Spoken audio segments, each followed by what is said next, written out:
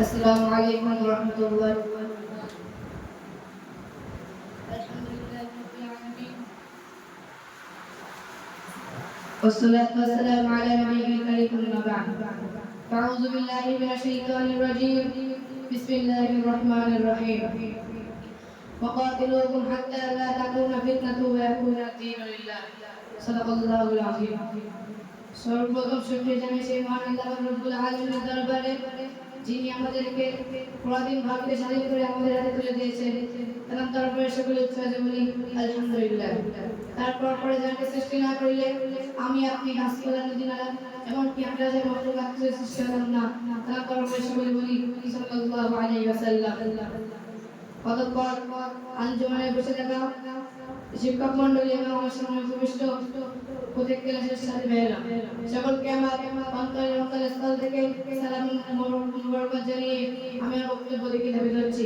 আমার তৌফিক ইল্লা বিল্লাহ। বন্ধুগণ, আমরা সকলেই জানি আজ থেকে ৭৬ বছর পূর্বে এই ভারতবর্ষ ছিল ইংরেজ শাসনের অধীনে। তারা ইস্ট ইন্ডিয়া কোম্পানি শুরু করে এই ভারতবর্ষে ব্যবসা করার অনুমতি নিয়ে প্রবেশ করেছিল, কিন্তু তাদের উদ্দেশ্য ব্যবসা করা ছিল না। তাদের উদ্দেশ্য ছিল এই ভারতবর্ষের মাল ধন দামের টাকা পয়সা শোধন করে নিজেদের দেশে নিয়ে যাওয়া। তারা এই টাকা পয়সা শোধন করে নিজের দেশে নিয়ে যেতে লাগলো এবং তারা এই টাকা পয়সা শোধন করে ক্ষান্ত হয়নি, বরং তারা এই ভারতবর্ষের মুসলমানদের উপর অন্যায় অত্যাচার জুলুম করা শুরু করে দিয়েছিল।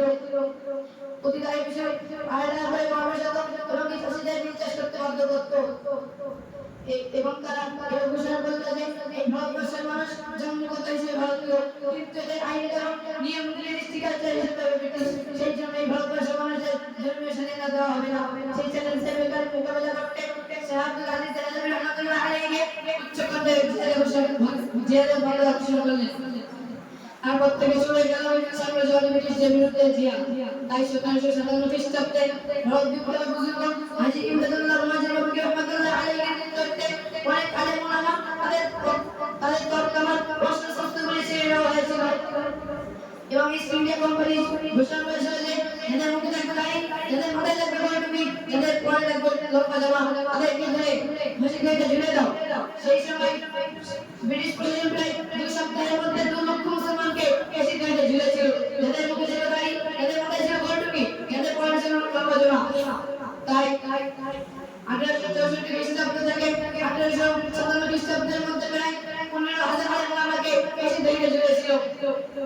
তারপর দেখা গেল যে এই ভারতবর্ষের আলেম ওলামার সংখ্যা খুবই কম, কেননা সাম্রাজ্যবাদী ব্রিটিশরা এই আলেম ওলামা সমাজকে নির্মূল করে দিয়েছে এবং তারা মানবের সমাজকে ভেঙে চূর্ণ করে দিয়েছে।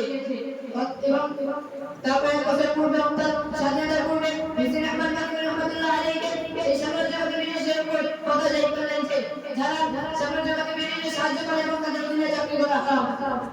সেই সময় সাম্রাজ্যবাদী ব্রিটিশরা রেগে হুসেন আহমদ মাদানী রহমাতুল্লাহ আলাইহির উপর গুলি হামলা করে দিয়েছিল। তার কয়েকদিন পর করাচিতে বিশাল প্রকাশ্য সমাবেশ দেখা গেল, যেখানে উপস্থিত ছিল হিন্দু, মুসলিম, জৈন, খ্রিস্টান ধর্ম বর্ণ নির্বিশেষে প্রায় লক্ষ লক্ষ মুসলমান সেখানে উপস্থিত ছিল। প্রত্যেকটি মানুষ মনে করেছিল যে হুসেন আহমদ মাদানী রহমাতুল্লাহ আলাইহি এখানে আর আসবেন না, কেননা আগের থেকে যার উপর গুলি হামলা করে দেওয়া হয়েছিল। কিন্তু দেখা গেল যে সমাবেশ সমাগম কিছু পূর্বে হুসেন আহমদ মাদানী রহমাতুল্লাহ আলাইহি নিজের জানের পরোয়া করে হাতে কাপড় নিয়ে কবিতা পড়তে স্টেজে উঠল এবং সেই সাম্রাজ্যবাদী ব্রিটিশদের বিরুদ্ধে বক্তব্য প্রকাশ করে দিয়েছিল। সেই সময় সাম্রাজ্যবাদী ব্রিটিশরা লেগে গিয়ে হুসেন আহমদ মাদানী রহমাতুল্লাহ আলাইহির উপর চতুর্দিক দিয়ে গুলি করা শুরু করে দিয়েছিল। আল্লাহর এবার কারিশমা দেখুন, হুসেন আহমদ মাদানী রহমাতুল্লাহ আলাইহি একটা গুলি পর্যন্ত স্পর্শ করতে পারল না। সুবহানাল্লাহ ওয়া বিহামদিহি। এখন খুবই পরিতাপের বিষয় যে এই যারা ভারতবর্ষকে স্বাধীন করার জন্য নিজের স্ত্রীকে বিধবা করেছে, নিজের সন্তানকে এদিন করেছে, নিজের বুকে তরবারি রক্ত দিয়ে এই ভারতবর্ষে রক্তাক্ত করেছে। আজ যদি এই ভারতবর্ষ মাটিতে মারা যায় তাহলে সে হাজার হাজার আলেমদের রক্ত এখন টপকে টপকে পড়বে।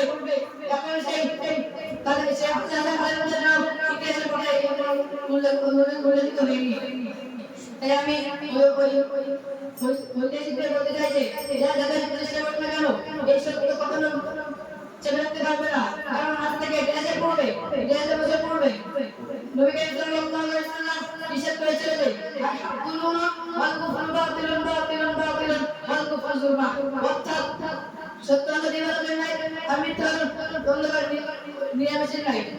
দিবালোক অন্ধকারকে গ্যাস করতে পারে, কিন্তু অন্ধকার দিবালোককে গ্যাস করতে পারবে না। তাই আমি ওই সমস্ত ঐতিহাসিকদের বলতে চাই যে যারা যত চেষ্টা করবে কেন এই সত্য কখনোই চেপে রাখতে পারবে না, একদিন না একদিন প্রকাশ্য হবে। এইগুলো বক্তব্য আমি নিয়ে যাচ্ছি।